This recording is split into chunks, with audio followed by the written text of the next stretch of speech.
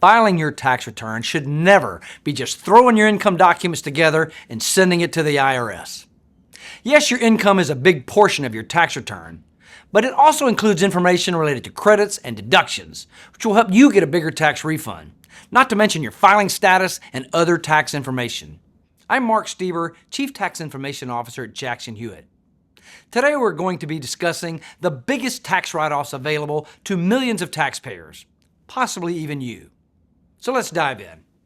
My biggest piece of advice: work with a tax professional. There are too many complicated tax rules, laws, and elections, annual changes, rule expirations, and finally the seemingly annual last-minute new rules. And if you misunderstand or overlook a benefit or make a mistake on your tax return, it can be costly. Not only could you receive a smaller tax refund than you're qualified for, but you could run into huge problems with the IRS or state if you make a big enough mistake. So it's really best to work with the tax experts at Jackson Hewitt who understand how the tax code works and will benefit you. Otherwise, you could be throwing money away. And I don't know about you, but this year has been expensive. I could use every dollar I can get. It really does matter who does your taxes. Let's start off with the basics. Who needs to file a tax return? Most U.S. citizens or permanent residents who work in the United States need to file a tax return if they made more than a certain threshold of gross income that year, which depends on your filing status. Last year and year before, that was about 160 million taxpayers. But here's a widely unknown tax secret. Even if you made less than the required to file amount, you should still consider filing a tax return because you could get money back in a tax refund. This includes you if you had federal income tax withheld from your pay, made estimated tax payments during the year, qualify for a variety of tax credits including the possibility of the very large earned income tax credit or refundable education credits. There are a ton of benefits of filing a tax return. Not only is it the law and the right thing to do, but you can get a tax refund, meaning money in your pocket. And 3 out of 4 taxpayers get a refund each year. You'll avoid interest and penalties if you're required to file. Filing a tax return also protects your credit, can make it easier to apply for different types of financial aid, and builds your Social Security benefits. What do you include on a federal income tax return? Well, tax returns are basically made up of 3 parts: income, deductions, and credits and payments.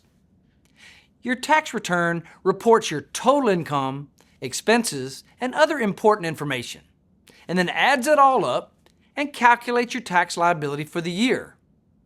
Mind you, this is not what you owe or your refund. That is next. Finally, you compare your taxes owed with what you paid and the credits you deserve, and calculate your responsibility to the IRS and state, as well as the refund you might be owed back to you. So what is a tax write-off? Now, what we're really going to discuss and focus on today are the ways to reduce your taxable income and taxes owed, otherwise known as tax deductions. Sometimes people also call them write-offs. Tax deductions provide a benefit by allowing you to deduct a certain amount from your taxable income, depending on the type of deduction and the amount, which means you pay less taxes. Deductions help you in 2 ways. You pay less taxes for each dollar you can deduct, and your deductions might land you in a lower tax bracket, so you pay a smaller percentage. So possibly double benefit from tax deductions. You subtract the amount of the tax deduction from your income, making your taxable income lower. The lower your taxable income, the lower your tax bill. At a high level, the IRS allows you to reduce your taxable income by using the standard or alternatively itemized deductions. But if you're self-employed, have rental property, or gain or loss transactions, there may be many other deductions for you to consider. Deductions really are a big deal, can add up, and are not automatic on your taxes. But for every taxpayer, regardless of other activity, you can either take the standard deduction or itemize. The amount for the standard deduction depends on your filing status. In addition to the standard deduction, there are other deductions you might qualify for on top of that, depending on your personal situation. The best part of all, you get to choose and use the method that gives you the most tax benefits. Tax write-offs and deductions are personal and unique for everyone. There's not a blanket answer on what is the most popular, but I'll share with you some of the most important ones you should know about today, and many people overlook, omit, or just do not take when they can. Education expenses. There are several write-offs you can take advantage of if you're a student, a parent, a guardian, or a teacher. This year, after they were on pause for a long time, student loan payments came back. The good news, there's a student loan deduction that lets you write off up to $2,500 from your taxable income if you paid interest on your student loans. And if you're a school teacher, you probably qualify for the educator expense deduction. You can deduct up to $300 for things you won't be reimbursed for from your employer, like books, supplies for the classroom, computer equipment and software, COVID protective items like hand sanitizer, face masks, and disinfectants, and many more. And finally, if you are a student or have a student dependent, there are about a dozen other benefits for higher education, including deductions and tax credits. It's important if you are a student or have a dependent who is to work with a tax pro. Self-employment expenses. Great news if you're either self-employed, full-time, or part-time, even if you have a regular job in addition to working for yourself. You have the most tax deductions and write-offs compared to those who work only for a traditional employer.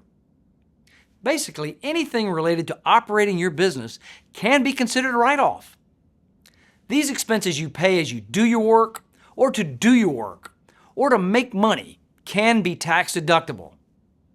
This is a huge topic, so I'll briefly touch on a few self-employment write-offs, including the home office deduction. But know that it must be a separate room from the rest of the house that's for business operations only. It can't be a corner of the guest bedroom or using that kitchen table. That being said, if you're self-employed, do not overlook the home office. Self-employed mileage deduction. There are two options to deduct your miles driven for business. You can either claim the standard mileage deduction, which is calculated by multiplying the total business miles you drove by a standard rate, or the actual car business expense deduction, which is the business portion of the total car expenses you incurred during the year, and you deduct it in total. Just know this, if you have a car in your side gig, you may have a huge tax break coming to you. Health savings accounts, or HSA. An HSA is a tax-exempt account used to pay or reimburse qualified medical expenses that generally would be eligible for the medical and dental expense deduction. The amounts contributed to an HSA gain interest tax-free, and the account stays with you even if you change employers or leave the workplace. HSAs are complicated, and the tax guidance is beyond this short video. Just know if you have medical expenses in your future, talk to a tax pro about an HSA. Charitable contributions. Only people who itemize and not take the standard deduction can have a donation tax write-off. That being said, if you do itemize, and that typically starts with owning a home, charitable donations can be huge on your tax return for cash, property, mileage driven, and other things you do for charity. And if you're a taxpayer older than 70 or so, it is critically important you talk with a tax pro if you donate to charity, as there are some really special tax breaks maybe there for you. Every year the IRS adjusts the standard deduction and other deductions to account for inflation. However, potentially bigger than law changes for this year are life changes. If you've experienced a big life change, it can cause more change to your tax return than most tax law changes. For example, if you had or adopted a new child, you got married or divorced, you bought or sold a home, changed jobs, started a side hustle, and are working for yourself, if you retired or even moved, these can greatly impact your tax return in way more ways than tax law changes. How do you keep track of things that could be related to a tax deduction? Great question. It's so important to keep good records, and best practice to keep records for 7 years in the unlucky event that you're audited by the IRS. Track everything related to your tax return, your job and income, including things like prior year tax returns, receipts, canceled checks, health insurance, and other documents that support any item of income, as well as a deduction or credit on your tax return. I recommend that you organize your tax-related documents into 4 categories: income items, deductions and credits, life changes, and finally other. Organizing this way not only helps you get and stay prepared, but it also helps prompt when you and your tax pro are together and you might qualify for a new or different tax deduction or a write-off. Tell me in the comments, what is your favorite way to keep track of your different tax-related expenses? Is it printing things off and using paper, or using an app? Let me know. If you don't keep good records, especially when it comes to items you want to take a tax deduction on, and the IRS or state asks about it, you could run into issues. Your tax return could take longer to process, it could take longer to get your tax refund, or the IRS might even consider taking further action. It's best to talk with your tax pro to figure out how best to document what you're taking a tax deduction on, or risk issues, penalties, and interest. Going back to other parts of your tax return, what is considered taxable income? The income section of your tax return includes all wages you earn for the calendar year. This is any money earned from your employers, which would generally come as a statement on a W-2 form. It also includes any money you earned as a self-employed taxpayer, which is generally shown on a 1099 and 1099 NEC form. But income also includes things like unemployment compensation and benefits, tips, self-employment income, as we mentioned, interest and dividends, retirement income, even Social Security benefits might be taxable, investment income, capital gains, crypto gains, gambling income, and more. What is not considered taxable income? Well, this is a critically important section. You need to be careful not to include things as income that are not taxable, because the IRS will not automatically fix it for you. They see your overlooked mistake as free money. So don't let Uncle Sam keep what rightfully is yours.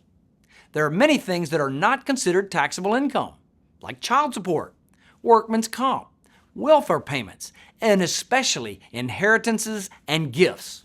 Do not include these on your tax return. You'll pay tax on it, and you shouldn't have to, and you won't get it back. What are tax credits? Well, tax credits are part of your refund. Credits can make your tax refund bigger in 2 ways. First, tax credits give you a dollar-for-dollar reduction in the amount you owe, which can increase your tax refund. And secondly, in some cases, you could get part of your tax credit added to your tax refund, so you get more back. There are dozens of tax credits that you likely qualify for, and I encourage you to watch our other videos for each of them. But some of the most common tax credits this year are the Earned Income Tax Credit, the Child Tax Credit, the Child and Dependent Care Credit, the Lifetime Learning Credit, the Savers Credit, and others.